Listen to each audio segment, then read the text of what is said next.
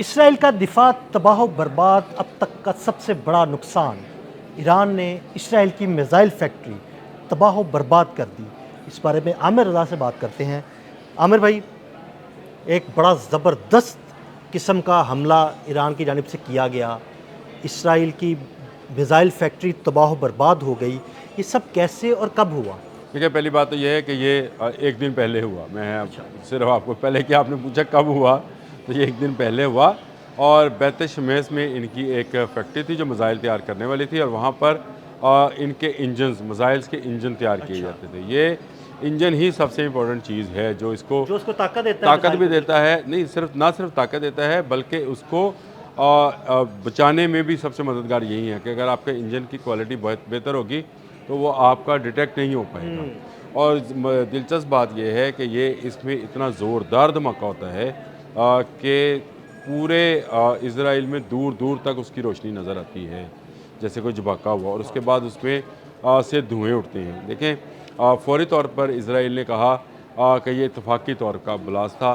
फिर ये बयान आया कि ये हमने खुद किया था, हम टेस्ट कर रहे थे। अच्छा, इंजन बनाने वाली फैक्ट्री में आप क्या ऐसी चीज़ टेस्ट कर रहे थे? देखिए, ईरान पर जो है, ईरान ने अपने टारगेट सेट किए हुए हैं।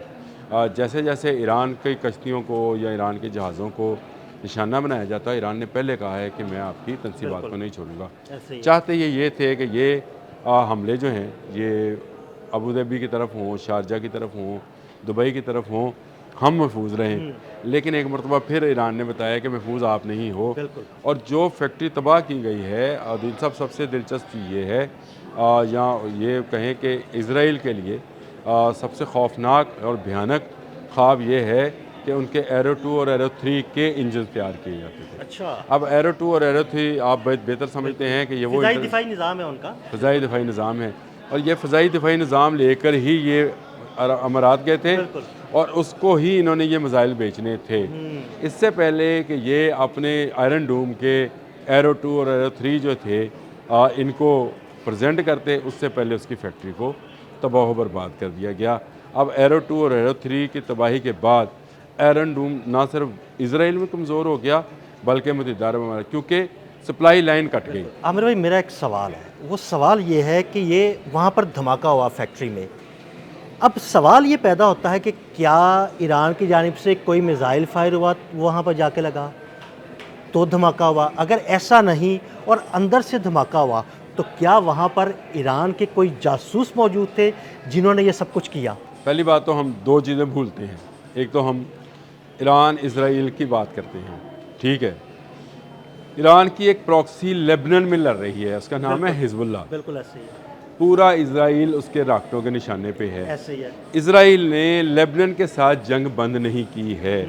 ये ईरानी टेक्नोलॉजी है, और ईरानी टेक्नोलॉजी के ड्रोन्स हैं, इनका हम जिक्र कर चुके हैं। ये वो टेक्नोलॉजी है जो अभी तक इनको भारी नुकसान पहुंचा चुकी है, और इस फैक्ट्री के अंदर कोई मिसाइल ईरान से नहीं आया है, सही। कोई ड्रोन ईरान से नहीं आया है। हाँ, ईरान की प्रॉक्सी हिजबुल्लाह जो लेबनान में लड़ रही है, उसके रॉकेट इससे पहले भी बड़े बड़े नुकसान कर चुके हैं। लेकिन ये नया एक उनको जो नक्शा दिया गया होगा, जो कि सैटेलाइट से आया होगा, कि ये एक जगह है जहाँ पर अगली तैयारी की जा रही है, अगले मिसाइल तैयार किए जा रहे हैं या इंजन तैयार किए जा रहे हैं। समझे, इंजन ही पार्ट होता है, बाकी तो बारूद ही होता है, वो तैयार किया जा रहा है। अब ये आने वाले 1-1.5 साल तक इसकी मुरम्मत मुमकिन नहीं है। अच्छा, मतलब ये जो है, ये ऐसा हो सकता है कि ये लबनान में हिजबुल्लाह ने वहाँ से अटैक किया हो और फिर यहाँ पे धमाका हुआ देखिए, हो। मुझे ये लगता है कि ये जितना बड़ा धमाका हुआ है, इंजन बनाने वाले आप भी समझते हैं कि उसमें हाँ, वहाँ पर बारूद कोई नहीं बारूदी होता। विवाद तो नहीं होता ना? नहीं इंजन होता। जिस फैक्ट्री में इंजन बनाए जाते उसमें हैं, आपके वो मशीनें होती हैं जो कि लोहे को या सिल्वर को या जिस भी पिघलाया जाता है, उसे ढाला जाता है, बिल्कुल। और उसके इंजन की चीज़ें तैयार की जाती हैं, और उसको फिर टेस्ट किया जाता है, संबल किया जाता है, असेंबल किया टेस्ट जाता किया है। जाता है, ये सारी चीज़ें होती हैं। इसका टेस्टिंग पॉइंट भी यही था, और इसका मैन्युफैक्चरिंग पॉइंट भी यही था इन इंजन्स का, जो कि मिसाइल्स में इस्तेमाल होते थे। तो उन्होंने सप्लाई लाइन पर हमला किया है। असल में ये जो इंटरसेप्टर थे, एरो 2 और एरो 3, ये बेचने लगे थे मुत्तहिदा अरब अमारात को, ये कह कर के आयरन डूम आपके पास है। कुछ ये लेकर गए, कुछ अब ये इनका ख्याल था कि इसके जैसे जैसे पैसे आते जाएंगे, इंजन तैयार करके इनकी एक बड़ी सप्लाई लाइन बन जाएगी। देखिए, मिसाइल्स की कमी तो अमेरिका को भी है, ऐसे ही है। ये मानते हैं, पेंटागन खुद मान गया कि वो सस्ते मिसाइल और सस्ते ड्रोन बनाने पे आ गया है, यानी वो अब भारी जो है वो हाँ जी। जो नहीं कर सकता इन्वेस्टमेंट। तो यहूदी तो उससे भी ज़्यादा कंजूस किस्म के लोग हैं। इनका ख्याल था कि वो मुत्तहिदा अरब अमारात से कमाएंगे। उससे पहले पहले ईरान ने अपनी प्रॉक्सी के ज़रिए या किसी ज़रिए से लेकिन इन प्लानिंग पर तो हमला ईरान किया। की ही थी। अब ये बोल इसलिए ले रहे हैं ताकि अगर ये कह दें कि ये हिजबुल्लाह के रॉकेट का मामला है, तो इसका मतलब ये है कि हर इजरायली इस वक्त उनके रॉकेट के निशाने ऐसे पर ही है। बिल्कुल। अगर ये अपनी फैक्ट्री को भी इंटरसेप्ट नहीं कर पाए, तो इसका मतलब ये है कि जहाँ वो चाहेंगे वहाँ वो हमला मारेंगे। करेंगे, बम अब आप मारेंगे। भी समझते हैं कि जहाँ पर इस तरह के वेपन्स और असला तैयार किया जाता है, वहाँ पर सिक्योरिटी हाई अलर्ट हाई होती अलर्ट, है। High red high alert, high alert. High high high, मतलब 3-4 दफ़ा आप रेड लगाएं लाइंस, फिर अलर्ट होएगी, तभी आप उसके अंदर तजर्बात करते हैं। इसमें इनके कितने इजरायली यहूदी जहन्नम वासल हुए हैं, अभी तक खबर नहीं निकाल रहे। आज मेरा ख्याल है 35-36 घंटे हो गए हैं इस धमाके, अभी तक ये खबर बाहर नहीं लेकिन निकाल आ रहे। जाएगी आमिर भाई, सामने इन्होंने मीडिया ब्लॉकेट किया, सबसे पहले इन्होंने ये काम किया। इन्होंने कहा कोई मीडिया खबर जारी नहीं करेगा। ये जो तखीर से खबर हम भी देते हैं, मेरी कोशिश ये होती है कि हम पूरी तरह तस्दीक करके। और अक्सर हम आमिर भाई आप ऐसी ये ना इसका हो। जिक्र भी करते हैं कि जब हम कोई खबर देते हैं तो प्रॉपर उसकी क्लिपिंग साथ लगाते हैं कि ये खबर किस अखबार ने या किस जरीदे ने हाँ, शाया ये की। मतलब गार्डियन से आई, टेलीग्राफ से आई, यरूशलेम और पोस्ट से नॉर्मली आई, हम इंटरनेशनल इसराइल से मीडिया आई। का ही हवाला देते हैं। जब आप देते हैं इंटरनेशनल मीडिया का, तो इसका मतलब ये होता है कि उस खबर के अंदर सदाकत होती है वहाँ पर, क्योंकि कवानीन बहुत सख्त हैं। बिल्कुल ऐसे ही। तो अगर हम हवा में बात करें तो उसका असर कुछ और होगा। यही मैं अपने सारे दोस्तों से भी कहता हूँ कि खुदारा आप कमेंट्स बॉक्स में ज़रूर बताया करें, और जो मैं साथ क्लिपिंग देते हैं उन क्लिपिंग को भी देखा करें। हाँ, उसको पढ़ा ये करें ज़रूरी कि नहीं है जो हमने क्लिपिंग लगाई है वो किस खबर की है। और उस खबर के पीछे बैकग्राउंड में क्या चीज़ें हैं। तो हमारा काम तो ये है कि आपको ये बताएं कि इतनी बड़ी फैक्ट्री मिसाइल्स की, जो कि इंटरसेप्टर मिसाइल्स बनाती थी, और ये अपना इंटरसेप्टर सिस्टम ही बेचने मुत्तहिदा अरब अमारात में गए थे। बिल्कुल। और उनका इंटरसेप्टर सिस्टम उस फैक्ट्री को जो उस है ना, फैक्ट्री वो को बचा नहीं सका। बचा नहीं सका, और वो उसको बूस्ट करने के लिए था कि जितने मिसाइल चाहिए बना लेंगे। तो मिसाइल तो अब अमेरिका के पास भी नहीं है, सस्ते मिसाइल बनाने पे आ गए है। इसराइल की ये फैक्ट्री तबाह नहीं, ये वाहद फैक्ट्री थी, ये जहन में रखें, ये इंजन बनाने वाली इनकी वाहद फैक्ट्री थी। और अभी साल 1.5 साल इनको यानी अगर 1-1.5 साल तक वो फंक्शनल नहीं रहेगी तो इसका मतलब है कि वहाँ पर इंजनों की तैयारी नहीं हो पाएगी। वहाँ पे तैयारी नहीं हो पाएगी।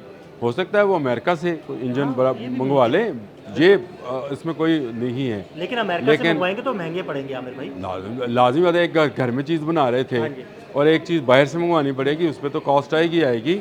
दूसरा ये है कि इनकी जो टेक्नोलॉजी है वो अब साल 1.5 साल के लिए जो है वो होल्ड हो गई है। अगर अमेरिका इनको ये इंजन देगा तो अमेरिका अपने पेट्रियाट किसको बेचेगा, थार्ड किसको बेचेगा। इसराइल उसका पेट्रियाट और थार्ड का ख़रीदार भी है। बिल्कुल।